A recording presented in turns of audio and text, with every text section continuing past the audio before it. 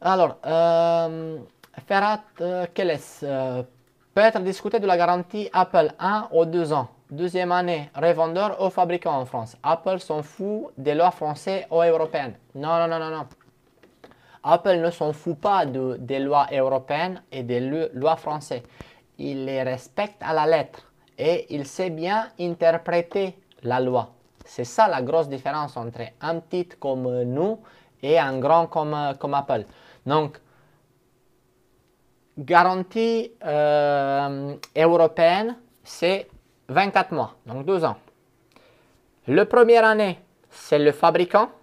Le deuxième année, c'est le vendeur. Donc, si toi, désolé si je te prononce mal le nom, Ferra, si toi, tu vends du matériel neuf, et on parle de l'électronique, des choses, des ordinateurs, je ne sais pas, il y a d'autres garanties, il y a d'autres intervalles de garantie pour d'autres. Pour un frigo, c'est 10 ou 15 ans. Donc ça, je ne le maîtrise pas trop.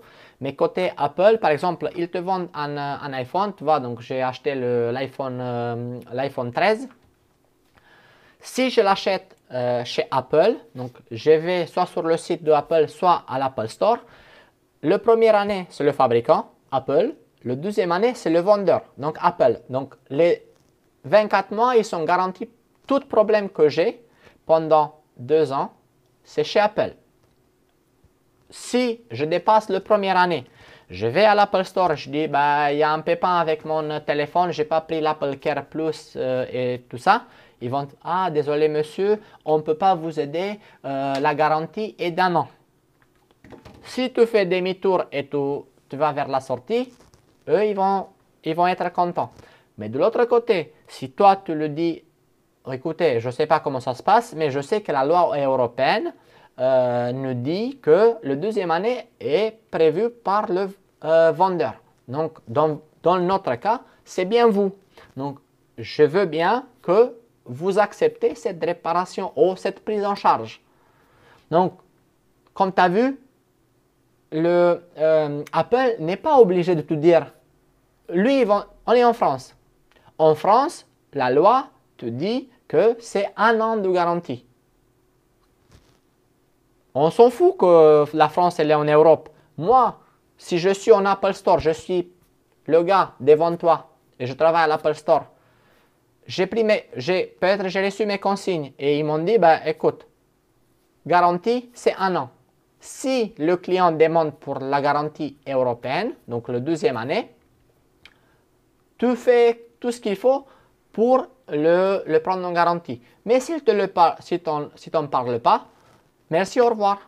C'est facile comme ça. Donc, c'est l'interprétation. Et tu vois, donc, si toi, tu connais de ton côté tes droits, eux, ils vont se mettre dans les règles, on va dire. Ils vont faire les choses. Mais eux, ils sont pas. Il n'y a aucune loi qui oblige Apple de te dire, tu as dépassé la première année, vu qu'on est en Europe, tiens, je te le mets en garantie.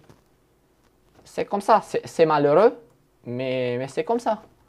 J'ai fait des fois, je ramène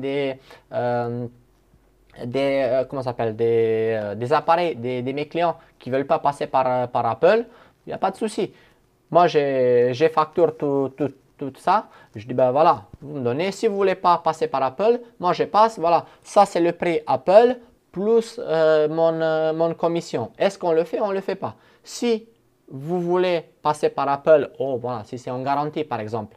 Donc c'est gratuit. Moi je prends mon petite commission parce que c'est moi qui fais votre travail. Mais eux, ils me payent par exemple, pour mon déplacement, c'est tout.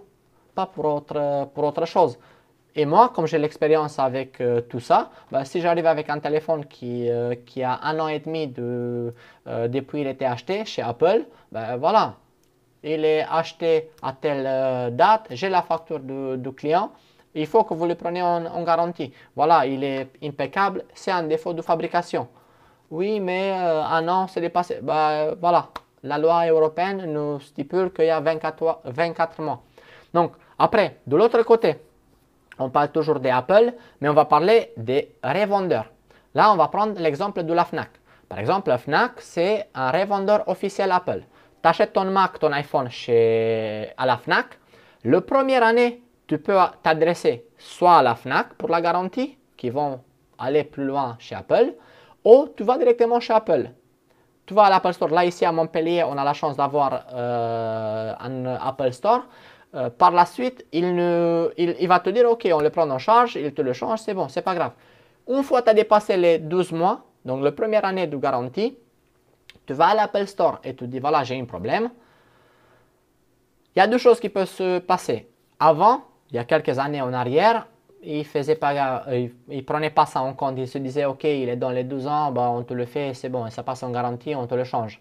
Là maintenant, alors, attendez, on va vérifier avec le numéro de série. Ah, il n'était pas acheté chez Apple, il était acheté à la FNAC.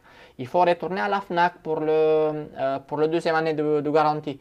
Oui, mais la deuxième année de garantie, c'est la loi européenne. Bah, non, on s'en fiche. C'est pas chez nous que vous l'avez acheté. Allez-y à la FNAC. Vous l'achetez chez Orange. Deuxième année chez Orange. SFR. Deuxième année chez SFR. Bouygues. Deuxième année chez Bouygues. Free. Deuxième année chez Free. C'est simple. Donc, il se lave les mains, Apple. C'est correct, c'est pas correct. Il reste dans le cadre de la loi. Voilà.